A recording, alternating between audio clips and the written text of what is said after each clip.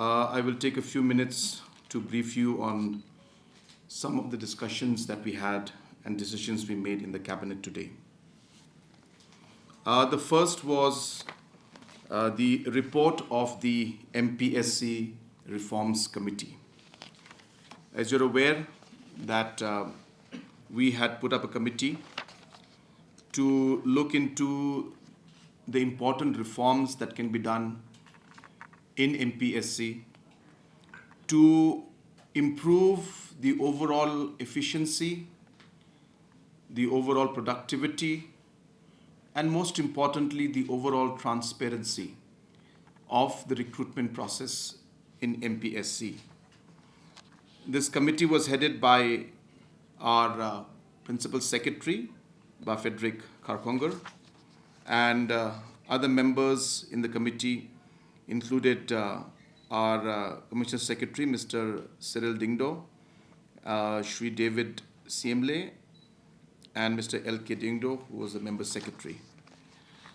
The committee had submitted its report, and we have accepted the report in total in the cabinet today. And we will be making this report public so that everybody can see the contents of the report.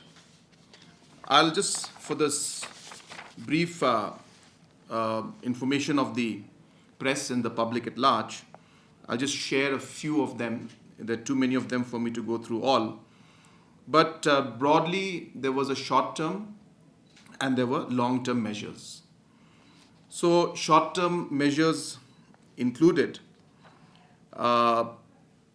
options of having multiple boards so that interviews can be done at a faster pace, setting up of interview protocols of how interviews, in what process and system it should be conducted, proposals like recuse from interview process in case any of the member has a family member who's being interviewed, so the person can recuse him or herself, ensuring that we are able to have declaration of assets and liabilities, including the chairman and members of the committee, annual calendar of the MPSC, preparation of annual reports by the commission, creation of a grievance cell, the roll numbers of candidates not to be changed in between the recruitment process, notification of marks for personal interview, the ratio of the candidates to number of vacancies be publicized, obviously question papers to be highly confidential to avoid any leakage, and the procedure for that also has been explained. No changes to be made in recruitment process once the process has started. Public disclosure of marks secured by candidates in any examination, other tests and personal interviews for any post conducted by the Commission. Release of answer keys after examination and specific time frame to be given for challenging the answer key. And addressing any complaints related to corruption and vigilance in the MPSC through the Meghalaya Legislative Act 2014. And some other smaller measures. As I said, this will be publicized and shared with the public at large, so you can always go through it. Apart from that, in the medium term and long term, there were some suggestions. Number one was that we should have computer-based tests. Number two was the strengthening of the MPSC cells, whether it's in Jowai or in Tura. Combined competitive examinations, which means that examinations for the same qualification and same scale could be combined together to avoid any kind of repetition and any delay. Discontinuation of the optional paper, which, as you are aware, we have already done last time for MCS exams, and we will be doing for the other exams also in the coming days. So these are the basic things that were mentioned by the committee, and in addition to this, the cabinet has suggested that we should also add that all the interviews, there should be CCTV and proper recording done during the interview process, and cameras should be there so that if there is any kind of question or any issue that arises, then those can be referred to. So this suggestion we have added as a cabinet, and as I said, this will be made public. I'll just show it to you. So this is the report that has come in, and we'll be making this public so that everybody can see it.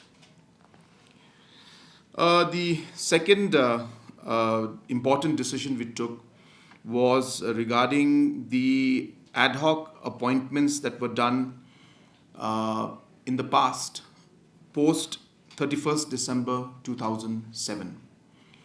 If you recall, based on a Supreme Court ruling, the people who were appointed on ad hoc basis before 2007, 31st December 2007, we had regularized them last term itself. About 3,000 plus people were regularized. Just to share with the public and with all of you, what does ad hoc mean? Basically, ad hoc means appointments which were made against sanctioned post, but were made without following proper procedure. That is what ad hoc is. A lot of people get confused that ad hoc means temporary post or master role or casual. Ad hoc is, as I said, appointments that were made without procedure being followed, but against a sanctioned post. So in the past, Supreme Court had given us direction that the government has the option to either conduct interviews and conduct examination and selection process for people before 2007, 31st December, or government can do a one-time regularization of those ad hoc appointments. And as a government, in the interest of the people working there, we decided to regularize those appointments. Now, after 2007, there were still ad hoc appointments that were made. And hence the question arose, what will the government do for those? Now, Supreme Court has not given us the liberty to go ahead and simply regularize those posts. Those individuals who are working in those posts. So therefore, the government has to go for a selection process.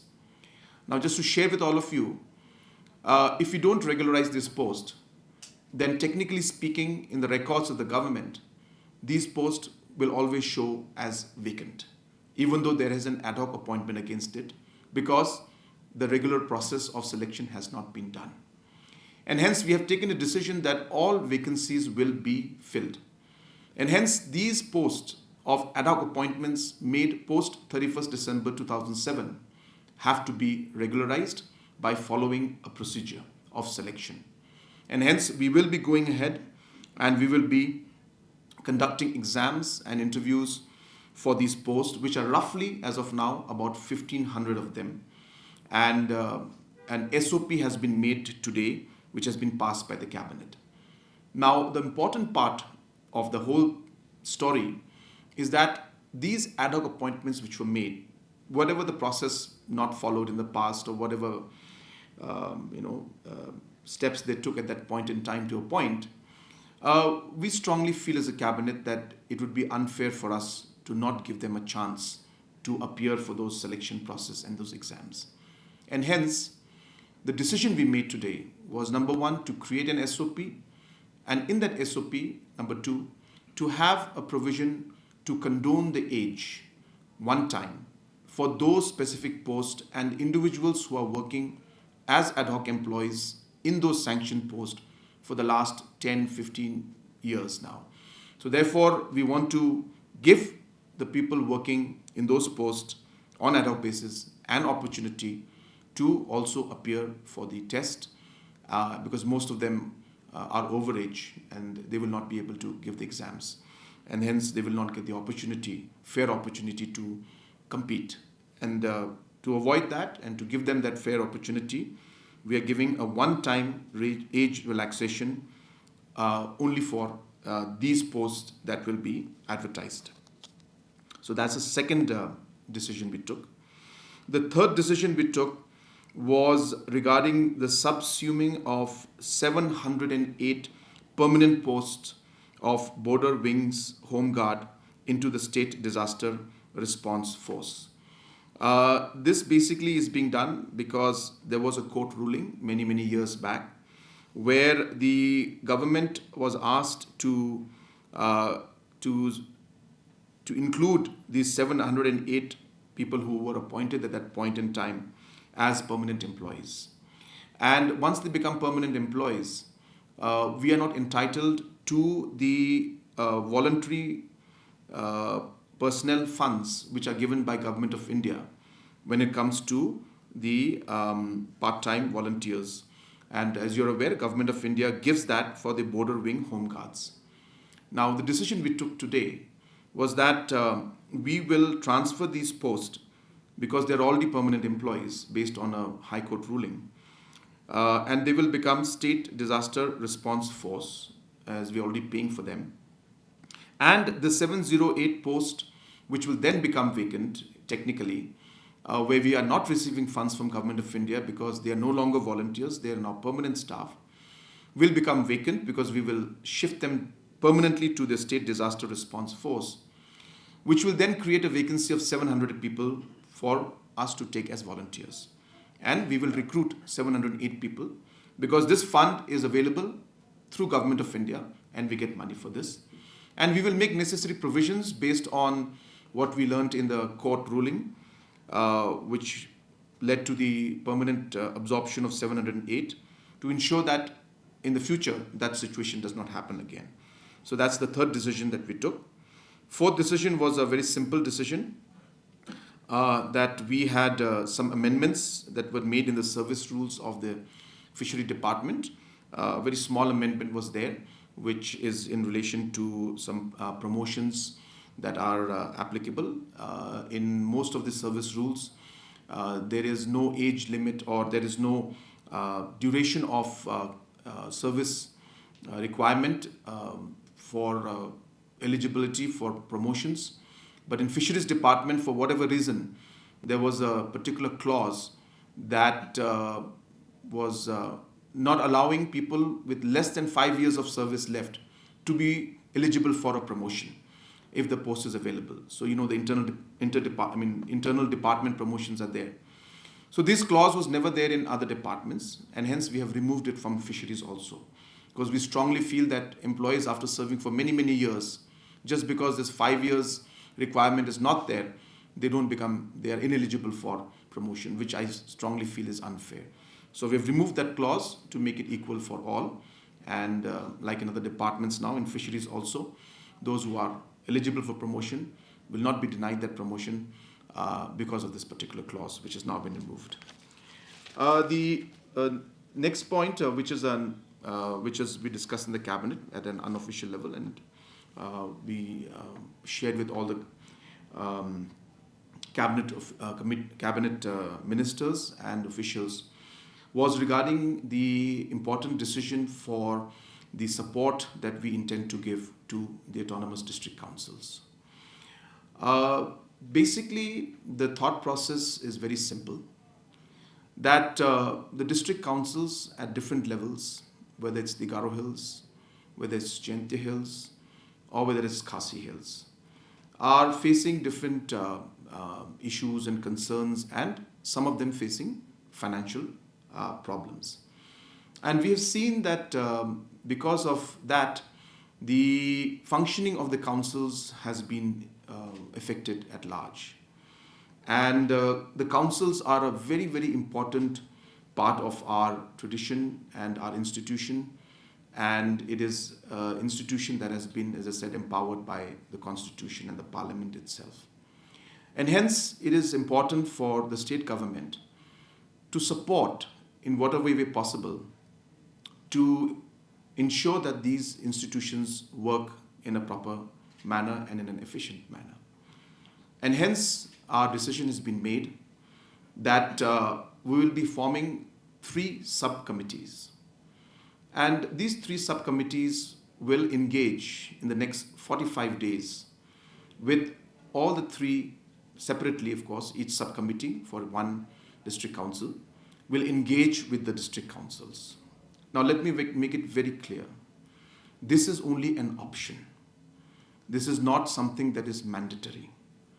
The desire to work and to take the support from the government is totally the discretion of the district councils. It is not something that we are making it mandatory. And hence these committees, these subcommittees will now engage with the councils, and the councils are at liberty to reject this offer completely. So there is one thing I want to make clear, this is not mandatory.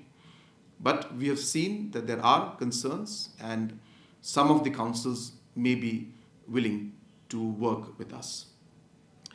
When I say work with us, means for the support that we will give. Second point that I want to mention is that all these support that we're mentioning regarding salaries will come with a very basic condition and a basic reform-based incentive. And that is financial reforms. So we are concerned about the financial stability of the councils. So we would be asking the councils to have a principal secretary of the position of either a senior MCS officer or a senior IAS officer to look into the overall financial administration of the councils, to ensure that the money that has been given is utilized specifically for salaries, and financial reforms like service rules. Service rules are important because employment, all these things, aspects are what leads to the instability of financial instability of councils. So reforms will be required, and reforms, as I said, financial. There may be very, very, very clear. We're talking of purely financial reforms only. So whether it's service rules, whether it's financial rules, whether it is procurement policy, these are the areas which, and obviously disbursement of the money meant for the salaries going through a escrow account and ensuring that this employees get the salary. These are the areas which we would want the principal secretary to be there to monitor. Let me make it very, very clear. Government will not, I repeat, will not intervene in the functioning of the council. Whether it is to do with land issues, whether it's to do with traditional rights, whether it's to do with any kind of powers that are enshrined in the constitution, it is the prerogative of the district councils. Even if the state thinks for even 1 minute that it is going to do something in that line, the constitution is there to protect it. So therefore there is no question, I repeat, absolutely no question and no chance for the state government to in any way go into the different functioning of the district councils. As I said, this is purely and purely to do with financial stability of the councils. And as I said earlier, this is not a mandatory move. It's a clear option being given. We will speak to the councils, and the subcommittees will submit the reports to the government within 45 days, and we will take a decision based on the reports that we receive from the district, from the subcommittees, to then decide on how we will move forward for every district council. So this is another thing that I wanted to clarify to everyone. So this is a very important move. I just wanted to share with all of you that there are certain councils like the Garo Hills District Council going through acute financial crisis. Just to share a number with all of you, last year the Garo Hills Autonomous District Council had a salary requirement of about 70 crores, whereas the total revenue collection all put together was less than 25 crores.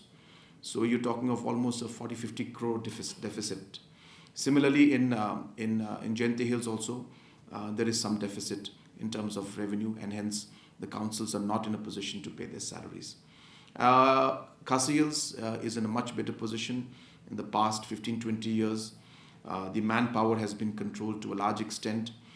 Just to give a rough idea to all of you, the Khasi Hills Autonomous District Council has roughly about 800 employees, plus minus.